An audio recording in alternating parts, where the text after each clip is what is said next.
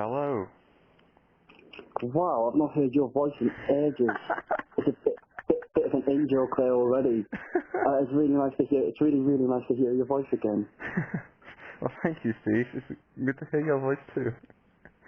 Yeah, that's what you're meant to say, is it? And then I say, well, yeah, I used to see sort of pretty much everyone once a month, but no, that's not the case. It sort of becomes years after that.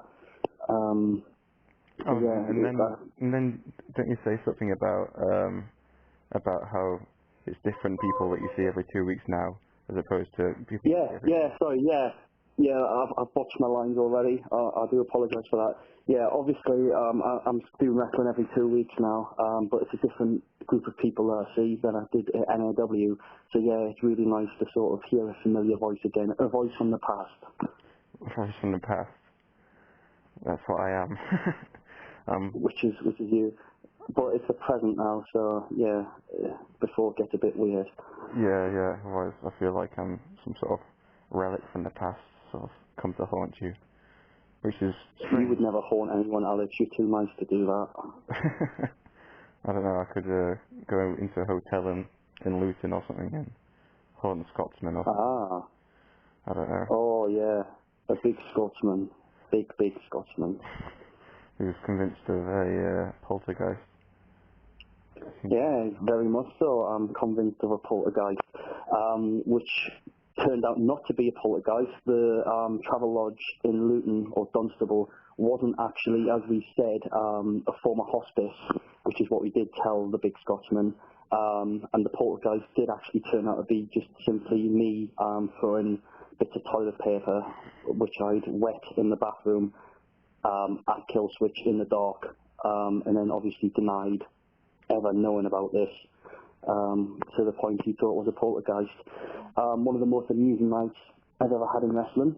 One of the most sleepless nights as well, because it did kind of backfire in the fact that Killswitch then wouldn't go to sleep without having the light on. I don't sleep very well with the light on, so maybe he did get the last laugh because I had a really bad night's sleep because of the light being on. Well, you suffer for your art. I like to think that part of your legacy in this UK backyard wrestling isn't just the matches and the promos, but like the fun times outside of the ring as well. Sort of. Oh yeah. You're the kind of person that sort of makes even the mundane things in life funny or interesting. Well, yeah, I take that as a compliment, because I think you've got to make the most of things that do come your way, and the part of the experience of UKBYW is in fact the people you meet. I believe that everyone has a sort of good characteristic to them, whether that be entertaining or because they're so dull it makes them entertaining. And that's why I think you saw my post because I think you liked the post. I am actually working on a new collection of Steve Farrell memoirs, which is totally non-wrestling related in a sense that there's nothing about actual wrestling matches in there, but the experiences that come with travelling, and the Bell in Raynham being my first memoir, which is a new sort of great discovery by myself, and I've got to give some of the credit to Nathan Elliott, because he has experienced this place firsthand and knows just about it, and people are sort of on the edge of their seats, maybe a slight exaggeration, and thinking what is so bad about the Bell Inn, and I'm really looking forward to sort of put that out there. If it was to ever get published, I do intend to keep staying there because it's cheaper, as I've mentioned. I would probably have to check in under a different name because some of the things I'm going to put about that place, few home truths, they might not want me to ever stay there again. Can you so I will. Really long reviews on Yelp.com or something like that. So if someone ever sort of searches Google for hotels in Raynham, and they say, oh, look, the Bell Inn, it's only got a 1-star review here. What's this guy said? And it's like a huge, basically like a book that you've written about this place. I think that'd be quite good. Oh, it is actually, yeah. It's a good few chapters. I'd say it's not a book as such because I'm going to include other things in there, but that's just the sort of first part of the memoirs. I wouldn't want to write a review on there because seriously, if I did write a review, some people might take it the wrong way and not want to stay there. And I really believe that shouldn't happen. I really believe people should witness this place. It's a life experience, and something that should be on people's bucket list is to stay at the Bell Inn in Raynham, so I wouldn't want to put any bad reviews out there on a sort of hotel website. Right. I sound a bit like travel man here. It's quite interesting, a new aspect of my life. Without giving away too much from these chapters, can you just give me because we've had lots of stories of staying at places or going to places far flung. I can just imagine all the stories that you've had since. So what kind of things make this Bell Inn so interesting? All right, two of the main factors. I think it was the second time myself and Nathan Elliott stayed there. He got to the hotel before me. I was meeting a friend in London, and he got to the hotel before me, and he paid, and I was just going to give him my half of the money. It was a twin room. So I got there. It's a really old building, which looks like a normal sort of pub from the outside. You go in, normal bar and everything. It's then when you go up the stairs to the accommodation where you just think, wow, this is something like a fairground haunted house kind of thing, all the cobwebs and everything that have probably been there decades and never cleaned. I got to the room, and the first thing that I noticed was just how cold it was. And Nathan just said, "You're not going to believe this." And I said, "Well, what's that? Try me." And he pulled the curtain back, and people do not sometimes think that this is actually an exaggeration, but there was no window. What I mean by no window, not the fact that it was just a sort of four walls with no light or anything. The window frame was there, but the panes of glass from the window were in fact missing. There was no glass there, so the wind was blowing in. It was freezing. An open window, no glass. Just an open window. There was no glass in it. It was just a window pane with no glass. This is on a winter's night. It's freezing. So I thought, well, this works the way. What could happen is I could kick up a fuss in the morning and get a refund because obviously, you know, places like Travelodge and Premier Inn, if that happened, they would move you rooms and would give you a refund, no questions asked. Not that that would happen in a place like that. You know what you're going to get. Well, you can't even open the windows that far because they're scared of people jumping out. Well, that's it, yeah. You can't even hardly open the windows, let alone have no window. So I did, in fact, find a member of staff the next morning, and I said, "Excuse me, I'm not one to complain, bit of a lie, because I love getting refunds and stuff." I said, "But last night we stayed in that room, and I'm shivering still. It was freezing. Basically, I don't know how to put this, but I don't know if you're aware, there's no glass in the window." And the response was, "Yeah, I know. I've been cutting the manager for weeks," and she walked away.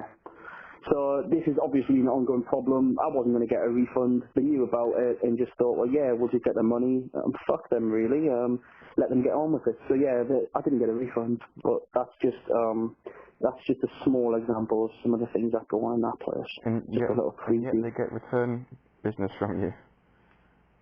They get return business from me. Like I say, it's one of those things where I know I shouldn't go there because I don't know what I'm going to get, but on the other hand, I like to go there now because just to find out what bizarre event is going to take place. So it's a completely different experience to when we used to stay in the Travelodge at NAW. You knew exactly what you were going to get. And we had a lot of fun times, but that was because of the people and the company that we were in. Whereas this is basically just a place. Did you prefer the Travelodge, or did you prefer the Days Hotel in Luton? What, the Premier Inn, the one next to Tesco? Yeah, where we first used to stay. Yeah, there's three, weren't there? That's right. There was the one near the that was the halfway house, right? Yeah, halfway house was the one opposite Tesco's. Travelodge was the one next, which was joined to the garage, which was probably more towards Luton than Dunstable, just past the hospital. That's the one we stayed at towards the end. I know, Days Inn. Yeah. I'll give you the one where Farrell had the incident. Yes. Yes, that was good. I like that place. I forgot about that, actually, yeah. When you said three there, I was thinking, what was the other one? Yeah, Days Inn, Luton Town Centre. And then the fourth one is the Shack. And the fourth one was the Shack, the most uncomfortable night's sleep I ever had, which is why I didn't ever begrudge paying £50 or whatever for a hotel. No offence to Ross. He had a nice, cosy bed. I'm sure it was very comfortable for him, but for anyone who had to sleep on that floor, especially in winter. I can't believe the number of people that have slept in that place at once. Yeah, I think they're going for some kind of world record for the amount of people that get into a shed. I think I think they probably had over 10 in there before. Definitely. I remember Easily. stayed there like the night before we went to Canada. Oh The yeah. second time, my third, I think. And I think we were watching a film or something. I think it was like anger management or something like that. It was anger management. And I also remember watching it to the end, and I was like the only one who was awake by the end of it. Everyone had fallen asleep. And sort of like so the credits roll and then sort of like the music winds down. Like okay. And I'm sort of And quite yeah. far from the TV. I'm like on the other side of the sofa. And then as DVDs do, it sort of loops back to the menu. And it's got this music like Yeah. or something like that. And it's like on so loud, and there's no way I can go to sleep with this same tune looping over and over and over again. Everyone else is asleep. What am I? So I've got to like try and tiptoe over the people's bodies to get to this DVD player and figure out how to turn it off in the dark, which I have no clue how to do. You know these flat screen TVs, I don't know where the button is or anything. Oh yeah, that's a problem with modern technology. Yeah. Yeah, I think I probably I remember watching that movie, not seeing the end, because I remember getting it out a little while later because I was keen to see the end. And I do remember sort of just coming in and out of sleep because, when you're sort of in one of those sleeps where you know what's going on around you, but you're sort of still asleep kind of thing. Yeah. And I do remember just keep hearing the same sort of loop thing, but then obviously you must have turned it off in the end because I don't think it was on in the morning, thankfully. I could have just put it on again, I suppose. But Yeah. I think it was going to be an early morning, so probably, Yeah, it was a very early morning. Get to the airport and find good old Canada. yeah. Oh, I need to go back. But, so, never mind. I don't think they're going to carry on much longer anyway, those guys. I'm surprised that they actually started back up again, VCW. I thought they'd be done for good, but they've been Oh, doing well, this. it's quite sad to hear you say that because I've been watching the videos that Scott Henson's posted on the well, it's not the forum, on the Facebook page. Well, same thing. I've really been enjoying them. And I was quite surprised because obviously I thought they were done. Then I get the internet back and everything, and I'm sort of back in touch with the real world, which is the internet world. And suddenly they're back, and it's really good seeing sort of even Al Creasy sort of appearing, popping up on there. Obviously seeing Henson and Chewy and Dan and everyone back in on a regular video is really good. So I'll be really gutted if they sort of wind down again and then vanish again, because it's just that, I don't know, when I was watching it, all I could think of was nostalgic. That's all I could sort of think of, the word to describe sort of watching them again. It would be a bit like, for example, say BBWF doing an event again with all the original guys and stuff. It would be like, yeah, this is nostalgic. Or even your HGWA, although it wouldn't be in your front garden anymore because you don't live there. Not unless we went and knocked on the door and asked the Indian family that moved in. It was a what? Indian family moved in? So, yeah. There Hey, you would you go. mind if we just got some tyres here in the back of this car and a mattress? Just for nostalgic This is reasons. going to sound strange, but do you mind if we... No. The thing is, even if I did have a place to wrestle or something around here, there's no one around here anymore anyway, so... Well, That's it, because Chris has moved, hasn't he? well, saying that, it was only me, Chris, Mike and Callum at his height anyway, and the only person who's moved away is Chris, so I suppose Chris, we could... yeah. But it would be, I don't know, I sporadically speak to Callum on Facebook or whatever, and a few times I'll bump into Mike, but don't see him very often these days. So It's sad when you lose touch. But I think what it does, not to sort of blow my own trumpet, but back to the point that I always made during NAW, as you know, because you were in NAW, it got a lot of criticism that it killed the home feds and stuff like that. And I was argued, no, it didn't, because it was only once a month on a Saturday. There was nothing stopping other feds doing their videos in the other time. And what it was is basically people get older, have new commitments or new priorities, and they go off to pursue that, and they're not available to do shows anymore. It's not that there was one big fed. It was basically the fact that people do move on, which has been proven time and time again. That's how home feds do break up. Like I say, you hardly you only sort of occasionally see Callum, who was at one point sort of a mainstay, and he was even in NAW. He was sort of getting around a lot, Welsh interfeds. But obviously then, I know that he did move abroad for a little while. I know he's back now, but he did move abroad for a little while. So there's no way of sort of keeping everyone together for forever, which is the ideal scenario. I know, I feel like this pathetic old man just watching these old videos of glory days, and it's just like, you just want to go back. But I did feel like that doing the editing that Tyrant video. Yeah, it was just one of those nights where I thought, right, I put this on hold during, I think it was probably 2009. I just didn't do anything with it. Then I started making it about 3 months ago. It was before Christmas. And I just thought, oh, this is a lot of work. I've still got all the new shows to edit. I'll put it on hold again. We didn't have a show to edit this week because we had a week extra off between our tapings due to the hall not being available. So I thought, this is really, I'd been watching the VCW guys actually, and I thought, nostalgic. This is a really good time to pick this up and actually put some time into doing it. So then I actually put it together and thought, yeah, it's really good. There's a few bits I need to touch up on. There's some volume issues, and there's some bits that drag a little bit, I could probably which I'm going to sort out. I can help you with that. That's it. I'm gonna then I'm obviously I'm gonna save, because I put everything I make like that for show releases into DVD quality, high quality.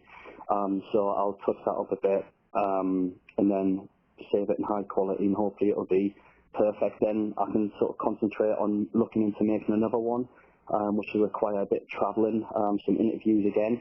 But yeah, I'm keen to do that. What subject you would choose?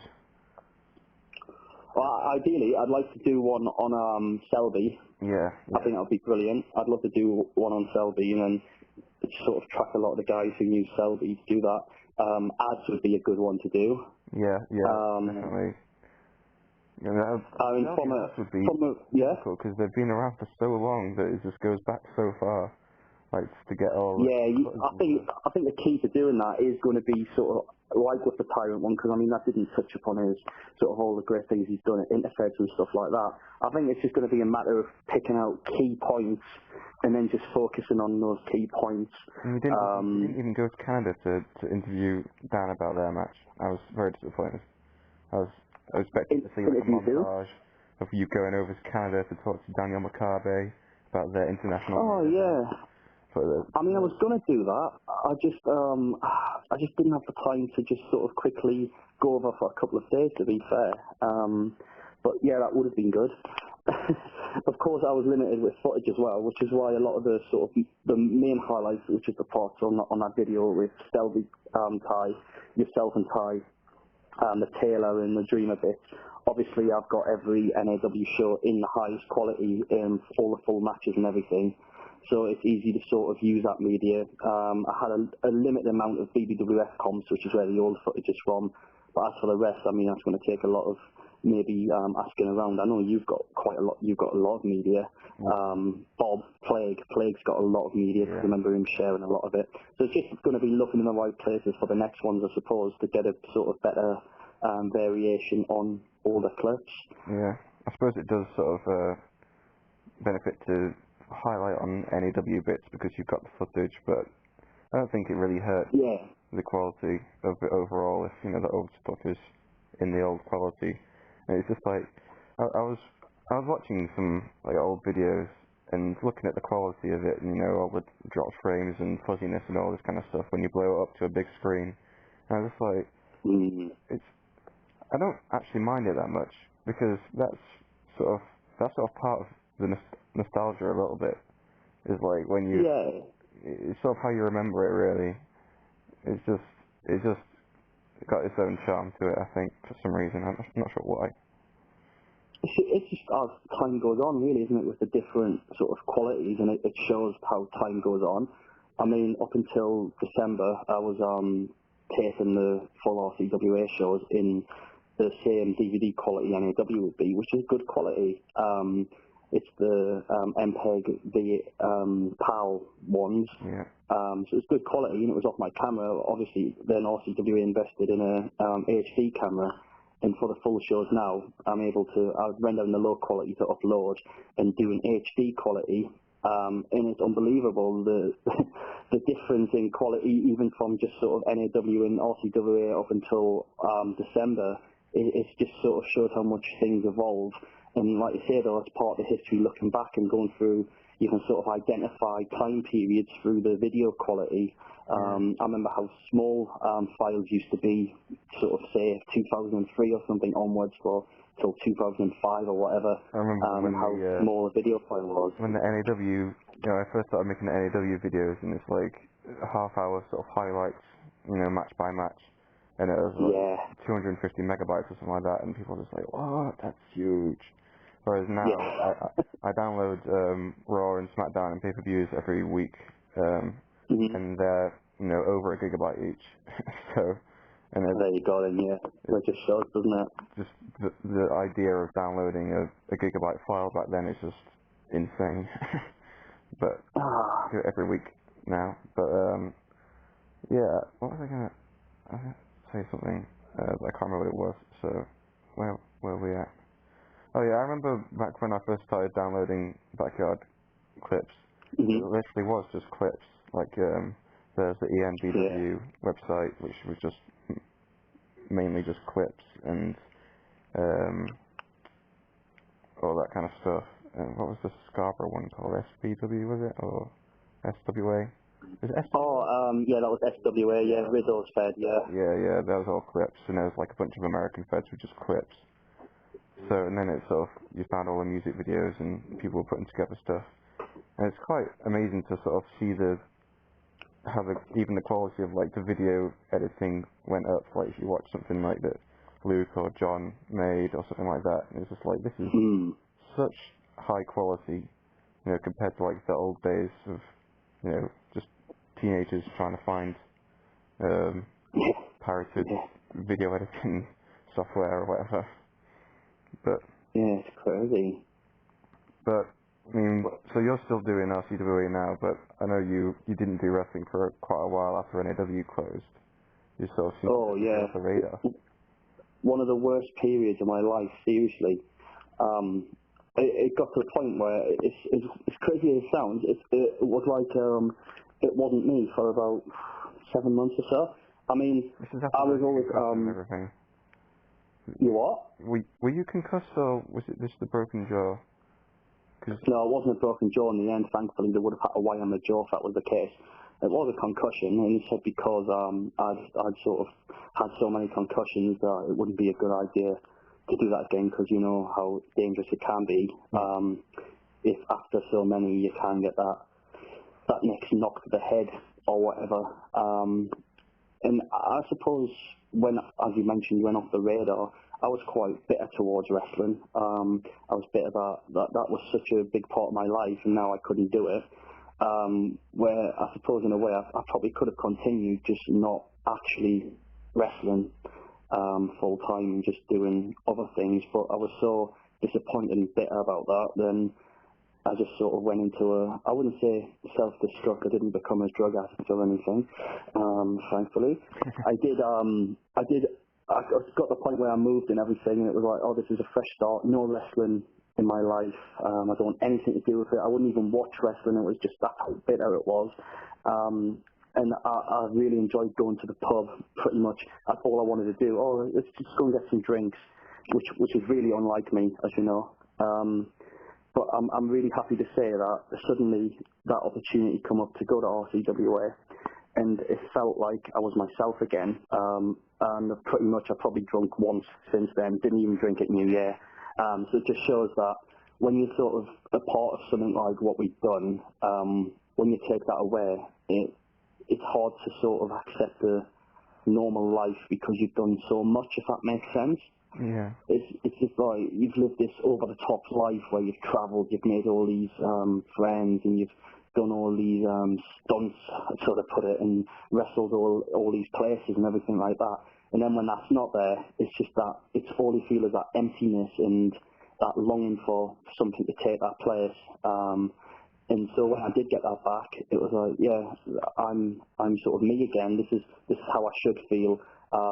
And now I literally spend all my time, like with NSW, I'm doing website and editing and travelling down every 2 weekends to take part and stuff like that. And I'm happy to say that life is, as I would say, normal again after that. And I've just, when I have wrestled in matches, I've done a few recently, it's been a case of just having to be, more careful and aware of what could happen, but that's not put me off. And knowing what life's like without wrestling in my life, nothing's really going to put me off now, because I know that this is what I'm meant to be doing, this is what makes me happy, and this is where my sense of belonging is, where my friends are. So I really wouldn't want to be put off doing that again, because I know how bad it can be when you suddenly got everything you enjoy and then one day you haven't. So I can say I've been there, and I wouldn't want to go back there. Yeah. Well, yeah. I mean, yeah, that's quite deep, really. Think about it. It's sort of how you see yourself as a person, even growing up and as an adult now, it's such a big part of life. It's always been there, as you know, since I was a kid, basically. And then obviously since sort of getting into teens, then that's when the travelling and everything started. So for that to suddenly not be there, life, I suppose, even though I had my music and everything, but that just wasn't enough. Life was just boring. There was just no point. There was nothing to look forward to as much as there was when you're going to be seeing people and travelling and sharing these experiences and stuff. It was just quite boring, and I'm sure some people can. I mean, I don't know what your view on that is, because I mean, you travelled a hell of a lot, like myself, and now obviously I'm not going to say that your life's boring, because that's a bit disrespectful. That's really bad. But do you ever feel that emptiness of sort of that? You long for that again, or I do, but are you content? I do, but I am content as well, because I've got other things in my life as well now. I just started this full-time job, getting on in my career and whatever. So, I've got that, day to day, and that's stuff that's interesting to me. So, and I keep up with people online and everything, and but I do wish there was something concrete to look forward to, go to or something. The fact that there's no Heat Fest, there's no next NAW, there's no next wrestling match. Exactly. There's no, I feel like knowing what my next, at one point it's like what my next 2 or 3 matches are going to be, so I can think of things to do in them and whatever. But now it's just that there's nothing to sort of focus on in terms of wrestling. But I still enjoy watching wrestling, and I keep up with all WWE and whatever. And I don't watch as much other stuff as I used to, but it's been because I don't think it's as good as it used to be. But I don't really watch any current. I don't know how much current backyard there is really, aside from like RCWA and I guess AGW. I don't know. Yeah. And VCW. RWL. And VCW, So I don't really watch very much of. I watch a lot of old stuff, really. I find myself, if I've got an evening where I'm not doing anything, there's nothing on TV or whatever, then I will get nostalgic and just go back and watch some old stuff or whatever. But it sort of comes in waves, really. Like when you posted the Tyrant video, I think that sort of sparked a bit of nostalgia, activity on the board again, and it felt like, even though it was over something really trivial like some Amanda Bagel joining the group or Glyn Norrington making random comments or something and starting like a 200 post long thread or whatever, it did feel like the old times of the forum again, where you're refreshing the page to see more comments and I confess I was actually doing that last night, yeah. It does remind me of old, because it's not just, I mean, 90% of the time, well, probably more of the old days was just forum-based stuff, really. And then every few weeks or something, you'd meet up in person or whatever. But the forum was a massive part of it, and I don't know how, I think the Facebook thing is a good thing, really, because if it wasn't there, then there probably wouldn't be another thing. And That's it, and you lose touch, yeah. and the trouble with forums is that you're never certain that it wasn't just going to go down for some unknown reason, or someone would have to pay for it or whatever. Pretty sure the Facebook can be there for quite a long time, so you don't have to worry about it going anywhere, and people can stay in touch. So Yeah, that's a really good point. because, well, But yeah, the lessons to learn there is at least you've done what I didn't do, and when obviously you've not been a part of wrestling, at least you have got other interests to pursue, which is probably what I made a mistake of not doing. well, Which I'm is not probably saying good job really in the end, yeah. well, I'm just, everyone has their own thing, and what they're passionate about, and I am passionate about like wrestling and stuff like that, but I don't know if anyone is as passionate as like you are, especially in terms of this sort of underground or backyard or whatever you want to call it.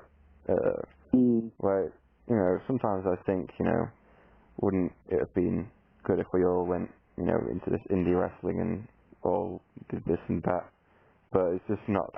We the reality is that it just wouldn't be the same, and we'd be at other people's mercy to do things we didn't want to do, or it wouldn't be as fun or whatever.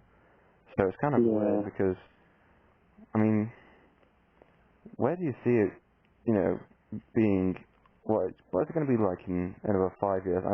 We probably said this about like 5 years ago, but Yeah, I remember that sort of, I remember Dave Veal in particular, if you, on the clip of Lock Up Your Sons where me and Dave are being interviewed, one of the questions the guy asked is sort of, do you see backyard wrestling being a dying thing? And I think Dave says something along the lines of, oh yeah, I think in a year or two it'll be gone off, or it'll be very small or something like that. It's definitely getting smaller, he said.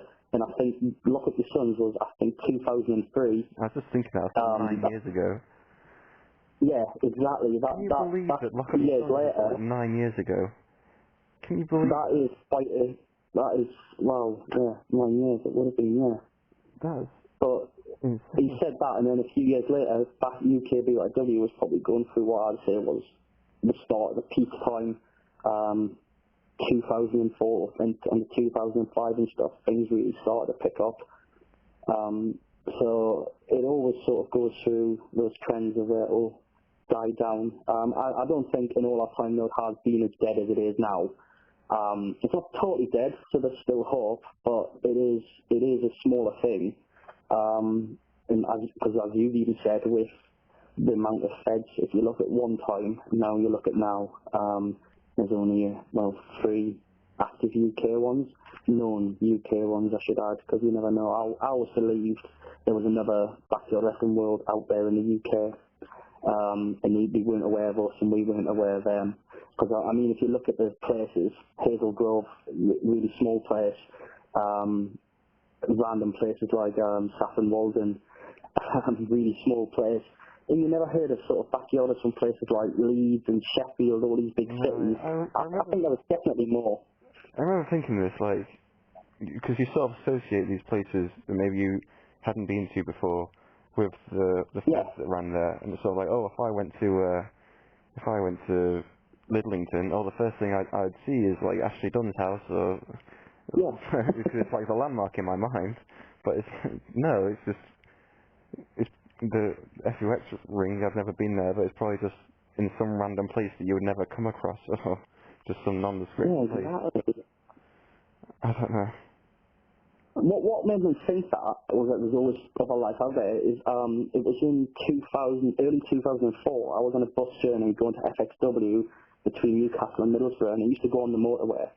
Now there was this big field, the bus was slowing down in traffic, that was this big field, and I couldn't believe my eyes when I turned around and I saw a massive group of people on this field, a pair of ladders, similar to what we used to use in TWX when we used to do outdoors, and people were actually wrestling. It was definitely backyard wrestling, and this was in this random field somewhere between Newcastle and Middlesbrough, but then the bus sort of got through the traffic and went on, and I couldn't believe it. And from then I thought, yeah, I don't know of a Fed in this location. It's definitely not FXW or TWXW or UVW who were the Feds in that area at the time. So there was another Fed there. We weren't aware of them. So it always made me think, all around the country, this has to have been the case for all these big cities and stuff. Yeah, it's interesting though that when they did lock up your sons, there was really, I don't think anybody in it that we weren't previously aware of. I don't know about that kid Jojo and that other. Yeah, I actually met them about a year before that, randomly when we were exchanging tapes, wrestling tapes. They wanted to see our Fed and I wanted to see their Fed.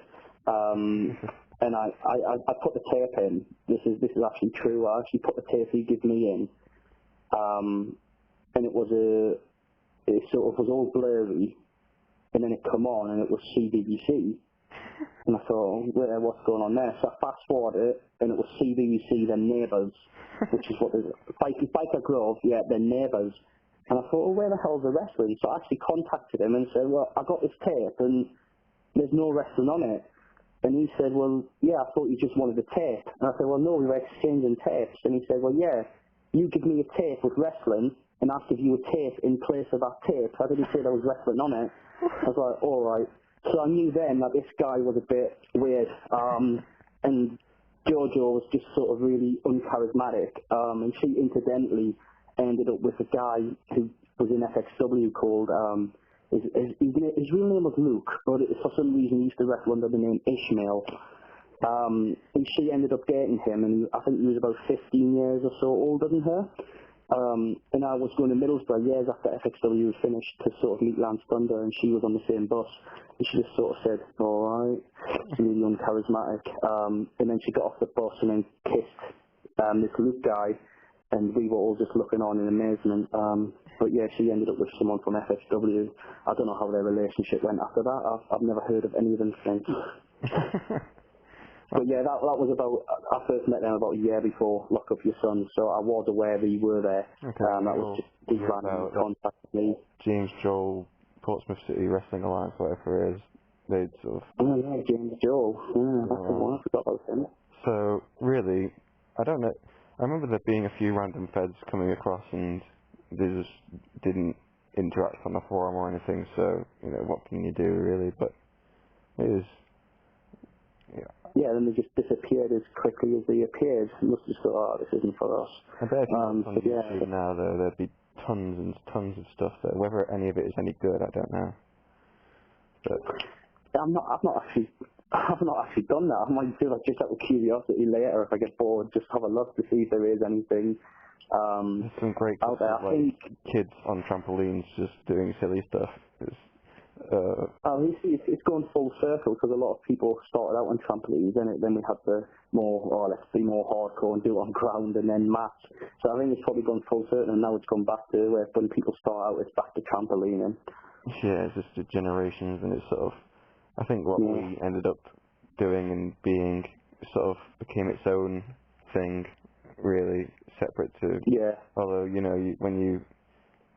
there's definitely similarities and stark differences between the UK stuff and like the American and Canadian stuff.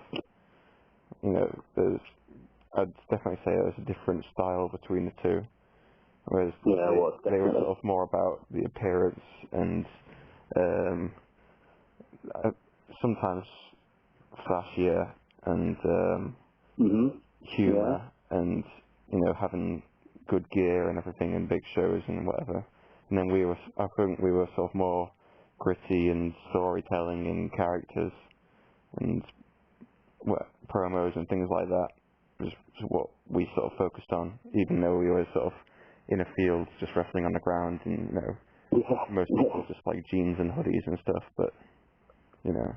Oh yeah, the traditional attire of the jeans and hoodie. Yeah, definitely. I remember sort of. I never did that look personally, but a lot of people. I just remember Daniel McConnell watching some UK video, and it's like a ground event, and him saying, "Oh, I'm not so keen on this ground wrestling thing." And I'm like, "Oh well, it doesn't. You sort of get used to it. It doesn't hurt too much at the time." It's like, "Oh, I'm not worried about that. It's just it doesn't look very good when you're just in the middle of a field. Yeah. It would look better if it was in a ring." Is a lot. They're used to sort of things being well presented and the appearance-wise, I can see why you could go from that then looking at two people in a massive open space in a field and then thinking, yeah, that's not, Sometimes I'm not too keen on that. Sometimes I watch old stuff and I see things, even in MAW, where it's like Irish whips and you just run to the end of the mats and just turn around and run back again. And it's sort of like, well, out of context, that just looks ridiculous. But Yeah, at the time it was accessible, but I see what you mean, because when I've been looking at some old things, I'm just like, what are we doing? And that's because obviously the RTW has got a ring and stuff, so I've not seen that for ages, anyone doing that. And then when you look back at it, it's like, I can't believe we did that. But yeah, at the time it was basically the only way of doing an Irish whip. It would have looked even sillier putting some string or something around the mat and bouncing off string. That would have just looked crazy. that would have been worse, I think. Yeah. I think, well, Yeah, definitely. well, I think certain people did try to sort of cut down on Irish whips or do like, short arm kind of pull them back and then do the move kind of thing and never let go of them kind of thing. Yeah. But in the end of the day, to do certain spots, it's just easy just to whip them off and just pretend. And if everyone just does it, then, it doesn't look too weird if everyone's doing it, I suppose. Yeah, it worked for that time period. I think that's the best way to sort of sum that up. As it did work for that time period, and even though it might look strange looking back, you've just got to sort of remember that that was no choice, and that was acceptable at that time. Yeah. I mean, I think NAW would have been amazing if it had a ring. I mean. Oh, I know. Yeah, that was the only thing missing, really. Yeah. I mean, can you imagine if it had a ring? That would have been just so good, but just circumstances just never fell that way. I don't know. And That would have been the ideal thing, though. It wouldn't have been the same if we had to go somewhere else as well. Like if we had to go to Nada's every month or something like that, it just wouldn't have been the same. No, I agree on that. I think part of the appeal was, for some reason, this random leisure centre in a place called Houghton Regis. I know that the few events we did do at Nada's, they just, at the time, just didn't feel the same, sort of staying in a hotel in Aylesbury and not one in Luton or Dunstable, and it was just, even the sort of fact of having it outdoors, it was just different. It was, the atmosphere was never as good as sort of when you got everyone being loud and marking out in that hall, just created such a good atmosphere. Right. I remember Dave Williams. Do you remember that? Who was it? Dave Williams versus, was it Ashley Dunn, one of their first big matches? And you had the Welsh guys on one side of the match and all the UK guys on the other side, and they were cheering for their country.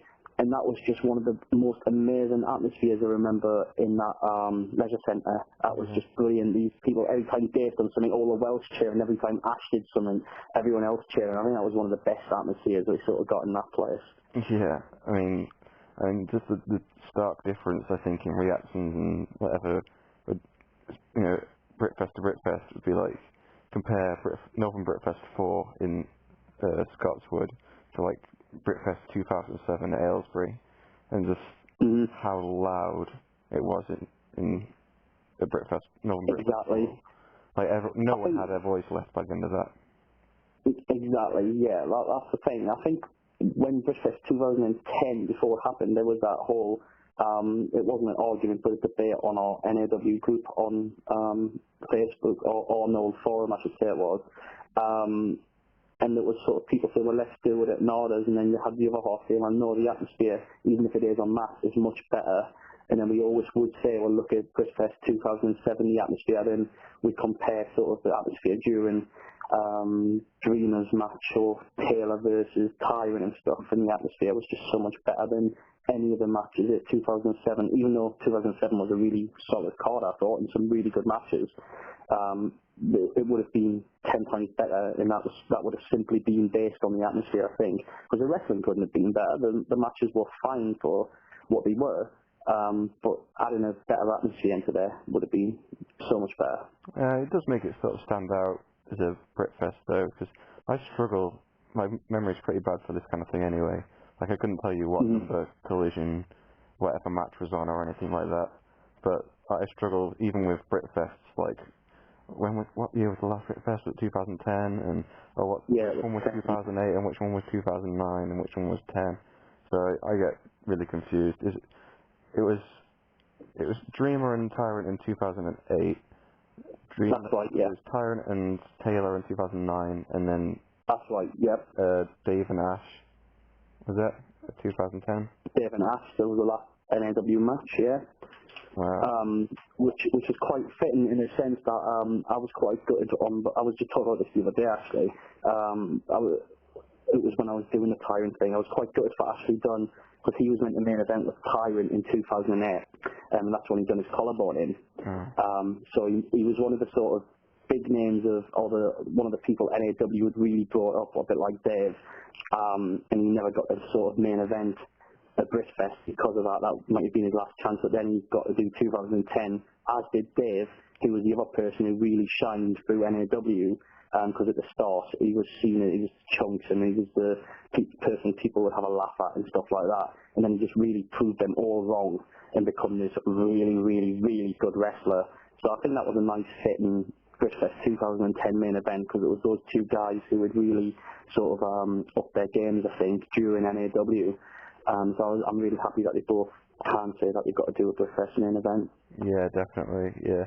And it's sort of, NAW gave a chance for people like Dave and me and other people to sort of improve and show that we could do good things and everything. And you know, if you look at it from start to end and the progression in people, it's quite amazing, really.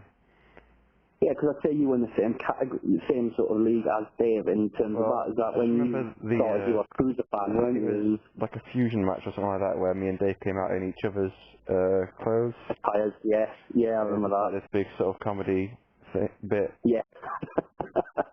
And then it wasn't... Which was based on your real-life arguments. yeah. And then it wasn't much long after that than I did like my heel turn, and Dave like became... I guess he might have started a feud with Del around that time. Yeah, that's right. It was when Collision started, I think, yeah. Because that's when obviously a lot of the sort of guys who were the main guys, sort of Short Rounder and Selby, Tyrant and stuff, they all left, and that's why they stopped south of the border, started Collisions, and that's when you and Dave and Sandog and stuff got more focus, and that's when you did the heel turn, because your first feud in that era was Sandog, wasn't it? Yeah. And you done the whole mystery attack thing. Yeah. And Dave he did the feud, because I remember Collision 4 he faced Del. No, the first super shot into that he faced Del. Feud with Del, and he did the NWO thing after that, wasn't it? Because that's right, yeah. And he just got better and better, and as you all did, really. It was quite.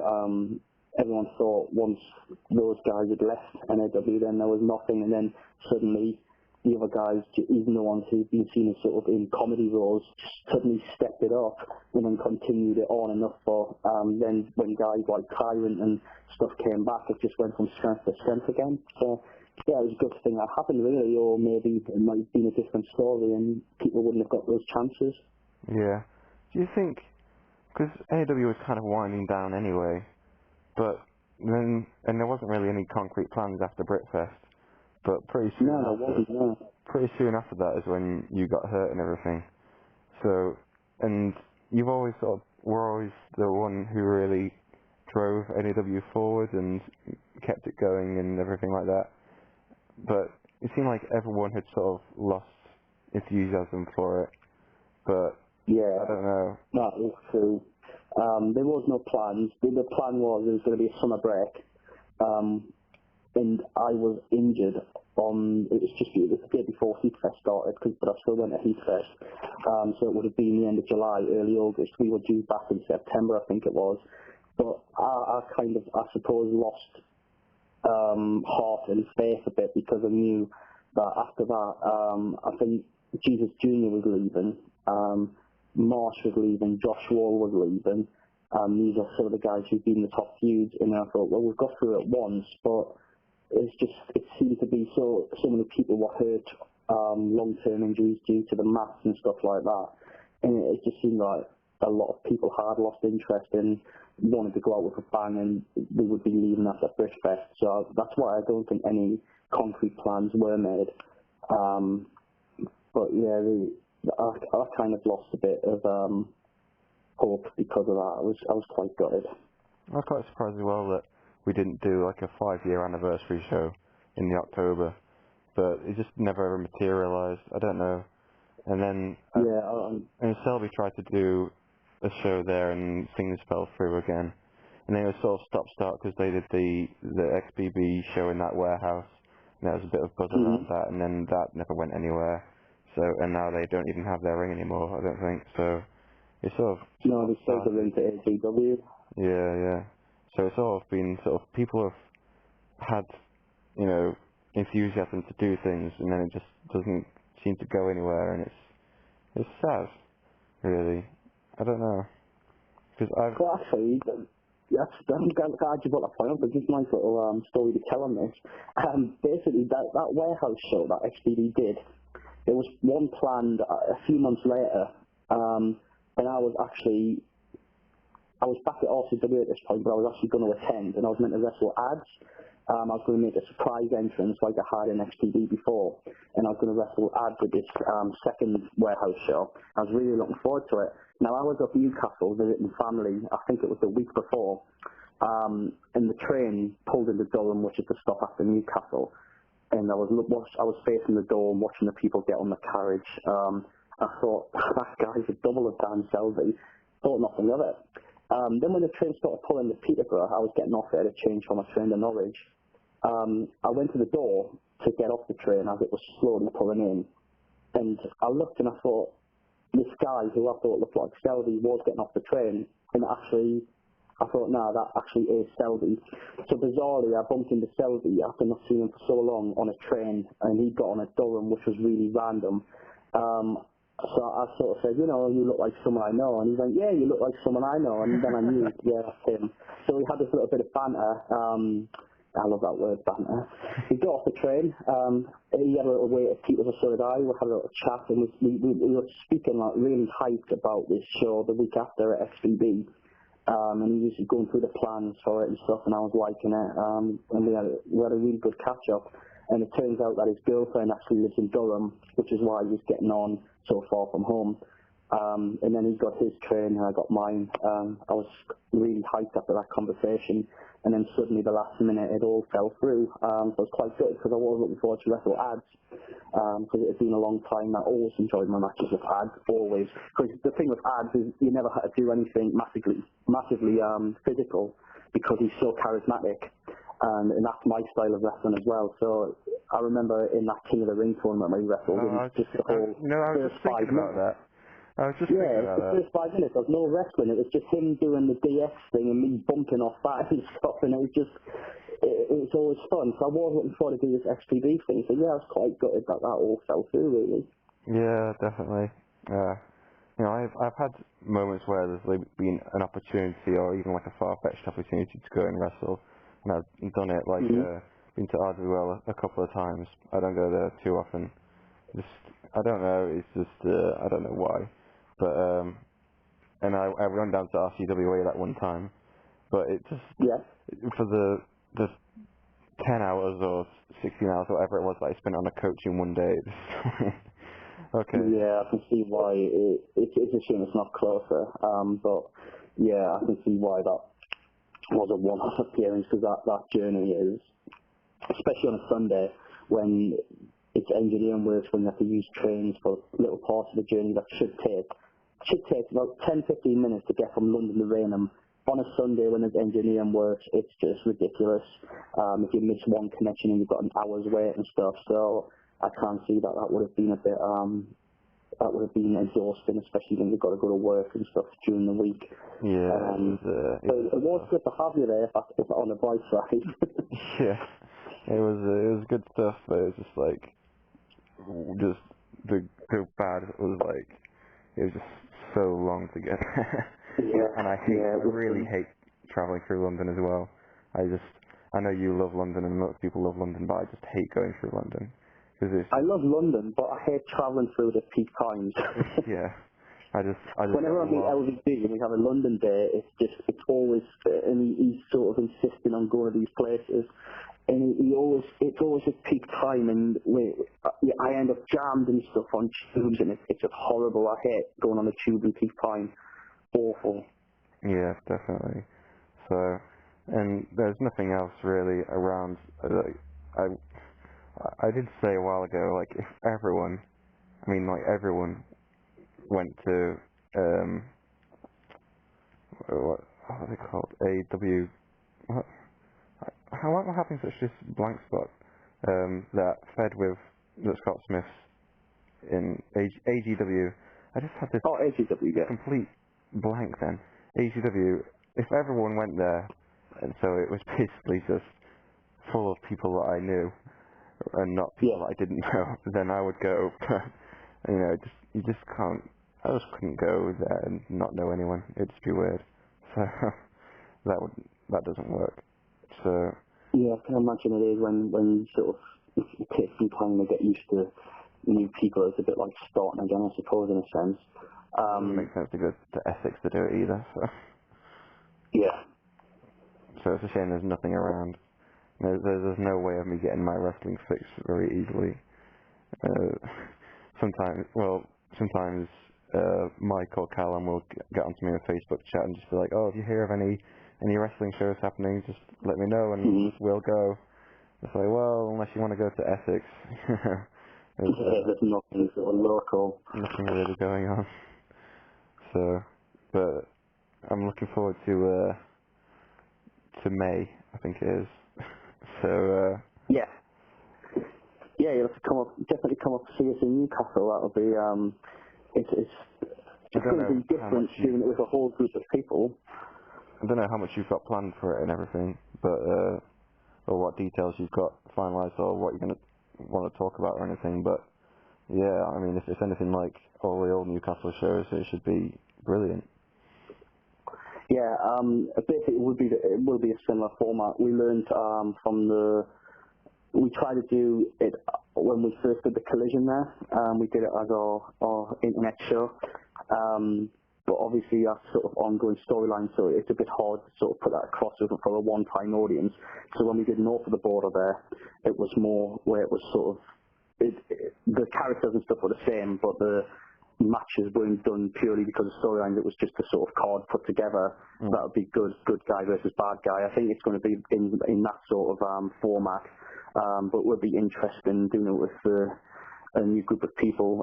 One person, Josh Wall, one of his worries was that a lot of the guys in RCWA, we've got a good little group of up-and-comers who are quite young, and we want them to share that experience of Newcastle, but it was a case of, well, they're not ready to be in front of a big audience sort of in singles or tag matches, so we're probably going to sort of throw a little battle royal in there as well, make sure it's well planned, so that they can still say they've had a bit of experience, and because, it is special, it's a nice experience to sort of go there, and the staff are very helpful and nice and stuff, and they've always made us feel welcome, so I think it'll be nice. It'll be a good little day out. Yeah, definitely. I think it'll be interesting to see how many of the same kids turn up for like a few years growing up in a role, probably like, I don't know, maybe they'll be too old and cynical to come again, but be like a new generation of kids that come. Be interesting because it did generate a bit of a buzz, I think, at the time. It was definitely. I didn't look at it like that actually. Yeah. It was a really good sort of family thing actually that all the kids enjoyed and all the parents were all into it and everything, and it'd be interesting because I think I'm not sure what all the different indie kind of crowds are like across the country. But like, I went to a show in Stockport. Me and Chris went a few months ago because Mhm. a wrestler called Colt Cabana is on it, who we're both big fans of. Right. He's I don't know if you watch WWE anymore, but he's like best friends with CM Punk in real life, even though he's not in All right. WWE. Okay. Anyway, so we went to go and see him because there is a local thread. In fact, you had a run-in with some of them once when we came back from a TCW show, because we ran into them Oh. in Manchester Piccadilly and we had a steel chair with us, and they were inspecting you for blade marks, I think. Me have a run in with indie guys. Don't be silly. I do actually remember that incident. Yeah, we were the time I hate as well. Young guys who have been doing a few training sessions and think they're like a wrestling expert. Oh no, I do remember that. Yeah. Yeah. I think I told them that we'd just come from a bring your own chair barbecue or something. Of course they saw right through. But cause we sort of tried to hide the fact that we were backyarders when we went training there. But then Mhm. I remember we'd turn up early to their events to help them set up so we could, get in for free and everything. And just because we were, trying to get in their good books or whatever. And there was this woman there who was like, she had like these lollipops or something. She was like, handing out these lollipops to everyone who was helping out. And we were standing in our group, and we go, and she said, lollipops for the backyarders then. And we were also like, and Callum goes, yeah, come on. So it's like, Callum, what are you doing? But, yeah. I knew it would be Callum's name. Yeah. So naive back in those days. And probably still now, I don't know. But yeah, I do remember that incident. That was quite entertaining. But the crowd at their shows are a little bit sort of smarky, kind of. A lot of them are sort of friends of the wrestlers and just sort of coming along for support, and then they'll sort of get into it because it's quite entertaining. But Yeah. there's a few sort of dotted around, sort of smarky guys around, sort of like internet fans. You can spot them a mile off, really. And but when we went to the WWE show, me, Chris, my girlfriend, Luke and his girlfriend all went Yeah, to I saw the pictures. this WWE show, and we just feel like it's all just mums, dads, and like 8-year-olds. We're just like the only 20-somethings there. But it's just like the way the wrestling audience is, I suppose. So Yeah, the Newcastle shows were quite a unique audience, really. There was such a good mixture. I think the first time when we did that fun day, it was just me, you, Chris, Corey and Del. That was majority kids, like really younger kids. But when we did the actual shows there, we had the mums, dads, the kids, but there was also sort of teenagers there. And there was a couple of little teenage female groupies who sort of fell in love with Ashley Dunn. And then by the time North of the Border came around, Jade Howard, I think one of their names is, yeah. And then they fell in love with Jack Fox by North of the Border. They swapped from Dunn to Fox, although I think they always will have a soft spot for Ashley Dunn. But yeah, I'm very interested to see if there's one of the younger sort of, wrestling, I wonder if Ashley Dunn will be there, I wonder if Jack Fox will be there, and stuff like that. Are there going to be some old names there, or is it just going to be... Because obviously there's going to be a lot of RCWA guys, because it's... Yeah, I think we're taking as many people as possible. We've got the ring van sorted, we've got the minibus sorted, and I think a few people are taking cars, so there will be a lot of people. So if there is guests and stuff, that would be quite limited. But there's a few in RCWA with the experience on the live shows, and you've got myself, Ace Payne, I think, did a few of them. Jack Fox has done them, Chris Marsh has. Ash Draven was even on them. Unfortunately, when he was on it, though, he was against Killswitch. So I'm sure you'll enjoy it a lot more this time. Yeah. That was interesting. I remember that match. Him and Corey, I think it was, against Killswitch. It was, yes. I preferred where we actually thought the ring was going to break. I prefer Killswitch's match on the first show more, where he was... Was that because it was only about 5 seconds long? Yeah. He literally came in and got RKO'd, yeah. Anyone got any iron brew? Oh, when the kid mobbed him for Iron Brew, that was the first one as well. That was genius. When he come out to do the segment with Dan's sister. It was Dan's sister's birthday, Georgina, and he came out and just started randomly. I thought, why has he got all that Iron Brew? I didn't know about it. He just started handing the kids cans of Iron Brew, and they just mobbed him, and the staff had to pull them off, and he got in little birdie told me it's someone's birthday. And then he's out with breath already, and he's like, could Georgina come in the ring? And then he toasted the Iron Brew with her and downed it, and then that was I think someone interrupted after that, actually. I don't think that was the end of the segment. I think it might be, probably had to have been Corey, because Corey was one of the only people used to do segments with Kill Switch because their natural chemistry was just so good. So it probably was Corey who interrupted. And then I think the time after that was, were you there when we'd been to Tesco and you had to walk up this big embankment and you got back to the hotel and you collapsed outside the hotel because you had to walk? And the police were going past and they were like, they started taking the piss. They were like, is he alright? And he was like, yeah, I'm fine. And they established we were wrestling the next day and the police were like, fucking wrestle. He's going to wrestle. He can't even walk up the fucking street. And they were just really ripping into him. And he just couldn't fight back because he was just on the ground and he just could hardly breathe. And I think that's when Dan made the remark and started laughing at him and said, you breathe like you've got asthma. And he just looked at Dan in the eye and went, I've got asthma.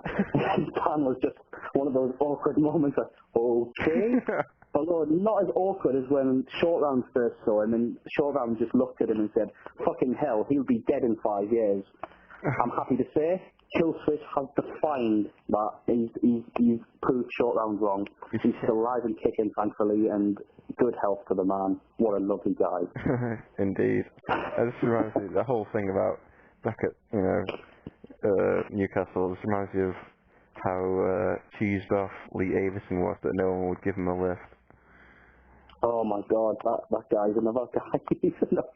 You see, it's just all these characters just come out of wrestling. You don't find them anywhere but wrestling. True. Lee Avison, yeah.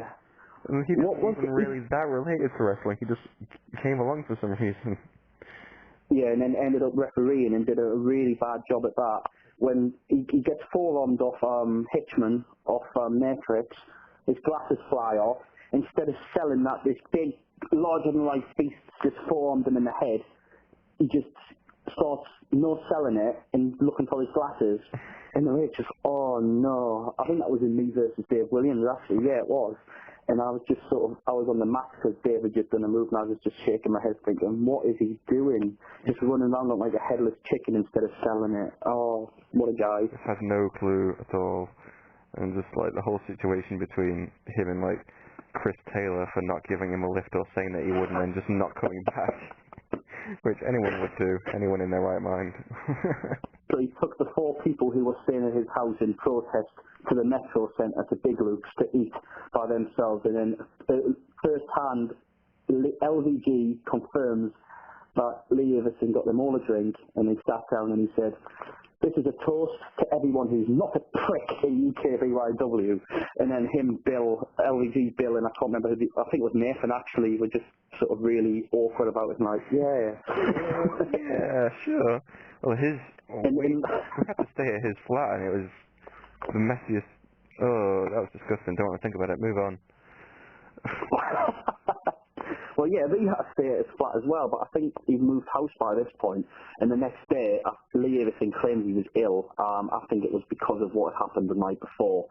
And he'd come into the living room area where they were all sleeping, and he just went up to LVG, handed him £10 and went, right, I'm not very well, here's £10, get yourself a taxi to the venue, see you later. And then he went to bed. So I don't think he could face people after the antics of the night before. But yeah, that's Lee Avison for you. What a guy, again. What a prick. No. No, dear. Oh, this is like, you could go on and on forever with stories, literally. It could. You might have to, if you ever, since you're going to make a sort of hobby doing these, and I'm really looking forward to the Danny Dreamer one, actually, I'll definitely be listening to that. If you sort of go through everyone and you might just have to do sort of part twos of people maybe, and then we'd have to discuss further subjects, which we could pre-plan actually, go through what we've discussed here, then anything not covered, there you go back to it. Yeah. Brilliant. Yeah, you could, I think, if I can right in saying this is only like episode 3, so you're number 3. Yeah, who was it? Scott Henson did one, didn't he? Yeah, and Chris was the first. Chris, yeah, that's the one, yeah. Yeah, because I'm lazy, and he was at my house. That's the best way. It's the easiest. And also, Chris is interesting and has a nice story, so, and Yeah, he's a very intelligent boy, Chris. I'm very proud of Chris. very intelligent boy. He's doing well. He's doing it. He is. He had a conversation with me about probably a month or two ago, and he was talking about what he was doing, what his plan was for the future and stuff, and all these courses he'd done and stuff. And I've got to be honest, I have no idea what the hell he was talking about. He surpassed me in terms of intelligence, and I just think, I think I need to go and speak to people more on my level. Chris, sorry, it's been nice knowing you. We've had some good times together, and best of luck with your life. So I don't think I'll ever speak to Chris Goodwin again, to be honest. Oh my god. Wow, okay. You see, when me and Chris get together, we're just two morons, so... I'm sure if it was a face-to-face meeting, it would be different. Oh yeah, because he could do his Jimmy Starbucks impressions, and he'd always make me laugh doing them. They never get old, so it was awful and stuff like that. Yeah. What? So yeah, I love it when he does that. Terrible. These batteries suck. Brilliant day that was Chester, wasn't it? Yeah, that was Chester. That was indeed Chester. Love that day. One of my favourite non-wrestling days being with wrestlers, that was. I love that. The boat ride. Yeah, the boat ride. Yeah. I just remember those random chavs on the show, I'll call it the show, on the show, and as Starbucks was he was driving the boat, and as he started losing control and was getting close to them, and they were just blatantly ripping the piss out of him, and he was sort of doing funny sort of voices and stuff, as if, I'm going to try and cover this up, but that just made him look even more stupid, and he was just ripping into him even more. That was brilliant. Love to meet that guy again. No, well, I don't think he's won the lotto or his parents haven't died yet, so... So yeah, it might be a little while. Raise yet. Yeah, that was the fucking one, the big ass raise. One day. Oh dear. I always said I was going to go back to Canada and do whatever, so it's just sad that there's no occasion for all these other people to come again. Yeah, no, that is true. Because they did do their they did another super show in VCW, but I think only Australians went, so it was a little bit unusual, really. I was going to go, right. but I don't think I had enough money, so... Yeah, and airfare's gone up so much as well. Yeah, it's a lot more than it was the first time we went. It's like almost twice as much. Bloody hell. Oh, so it could be a little while then. Oh. Yeah, but I got some redundancy from the job I was at for 3 years closing down, so maybe I'll spend that on airfare or something. Oh, was that the bowling alley? Yeah, the bowling alley. It shut down. It closed down? Literally this Monday, it closed down. Oh. Yeah. The bowling alley that you see when you get off the train at Stockport, it's all gone. Well, it's still there, but it's closed. They're going to knock it down and make a car park, so... Oh yeah, that must have been the bowling alley next to the cinema, isn't it? Yeah, that's right, yeah. Where I went to see Mamma Mia while everyone else went to see Manchester United play. And Chris Goodwin refused to go and see it with me and said, oh yeah, I've got to get to work. Like, Chris, you liar. No, about 5 minutes ago you were up for seeing a movie, and now suddenly you don't want to see a movie. So I'm sat at the back of the cinema with Ethel and stuff, singing Honey Honey and Mamma Mia and stuff, and Chris has just left me there. I'll never forgive him for that, actually. Thanks for reminding me, yeah. Is this the reason why you sort of fallen out of favour with Chris Goodwin. It's not that you feel intellectually inferior to his bridge building skills. It's the fact that you don't forgive him for abandoning you in Well, Stockport yeah, Corner. I suppose that's been a sort of back in my mind for a long time, and I've only just let it out of why Chris Goodwin was not a nice person that day. I mean, it's something else, but I'm not giving the satisfaction of bringing the worst out of me in this phone interview. But yeah, I think that was well out of line. I don't see how within 5 minutes he was up for seeing a movie, and then he suddenly, oh yeah, I've got to get to work. But no, Chris, you were up for seeing a movie before. Don't be like that just because it's Mamma Mia. You didn't want to go and see the football. Come and see Mamma Mia. It was a simple choice, but no, he wouldn't do it. Oh, So, yeah. Steve, I miss you. Honestly, too, I miss everyone. And that's a nice way to sort of come back to the start and emphasis of all of this. But yeah, maybe me and Chris will sort of, have a Pepsi in a bar one day. That place where you took me to play pool. Oh, that's And changed now. we will sort this out. Oh, has it? Wait, did we go to the Puss in Boots? Was there like That sounds very familiar. It was nearest the station. this? Because you drove me back from Heathfest, we went somewhere, and then you took me to the station in the Stockport station, yeah? I don't remember us ever going there, but we could have done. I remember going there with Scott Henderson and the Nail. But I'm sure it was there then, because I'm sure you told me you went there with Scott Henson and Nell. It's where the room in the back was just a pool room, there wasn't a bar, well there was a bar but there was no one serving anything, and you had to go into the actual bar for the drinks. yeah, that place is a carvery now. I mean, it's got a pub in it, but Oh, it's much more upmarket and nice now. So oh right, okay. there's no pool table or darts. Oh, but if it's got a carvery then you don't need a pool table to be It's fair. quite a I nice love carvery. carvery. It's quite a nice carvery, so we should go there.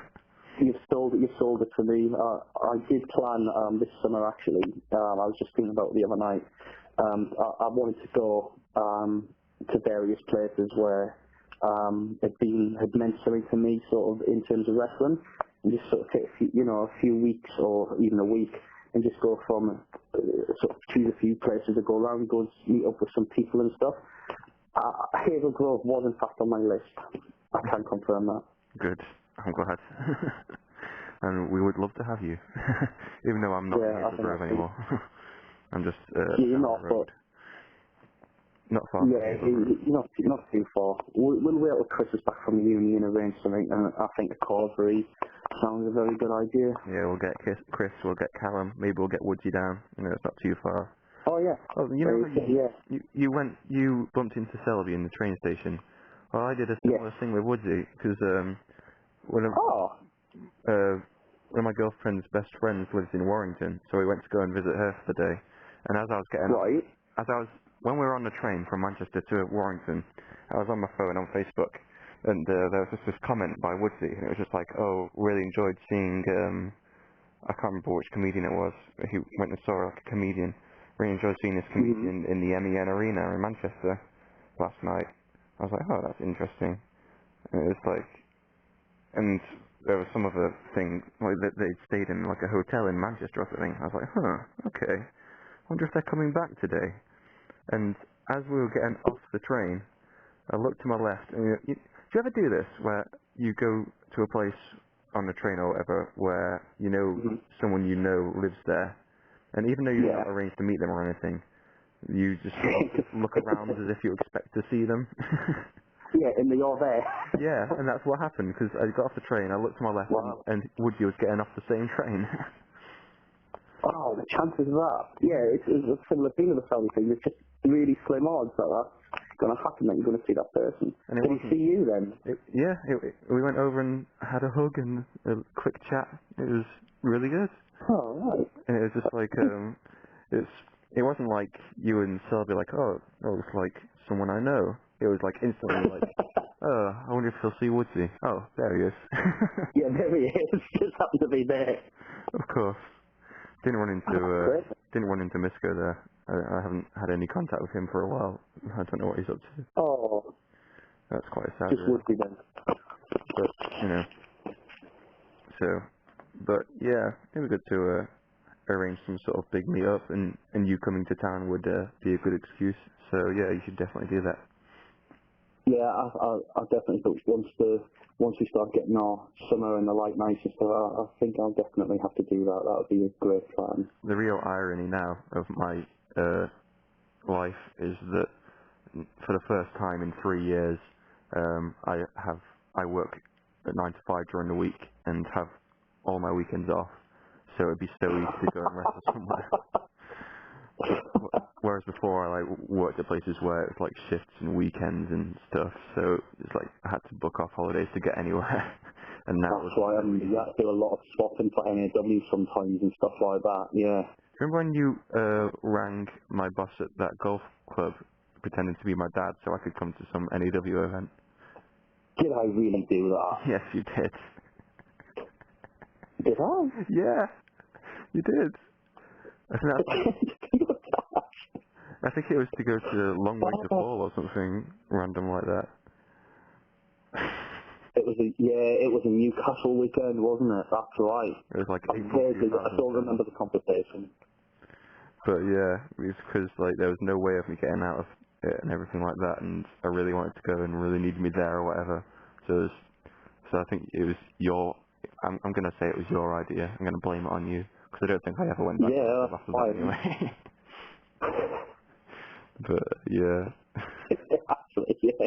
I vaguely remember that. I can't remember how the conversation went, what the excuse was, or even if I put a voice on or anything.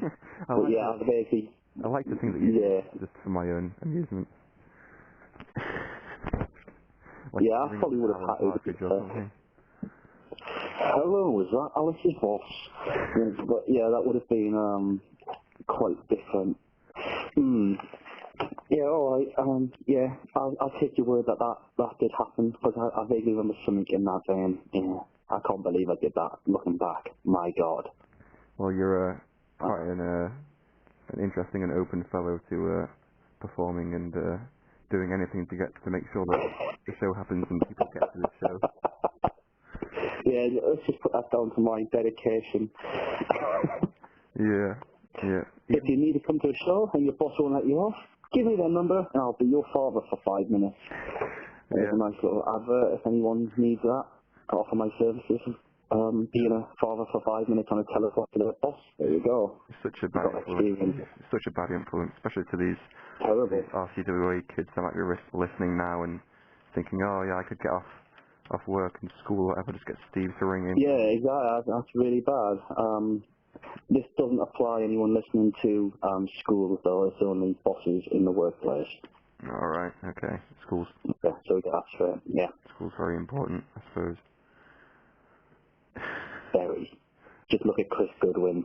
That's what's got him where he is today. Yeah. He's the top performing student in his year in high school.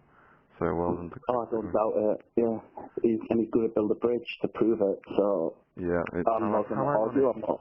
How ironic that someone who was well known for doing bridges is now studying to make bridges.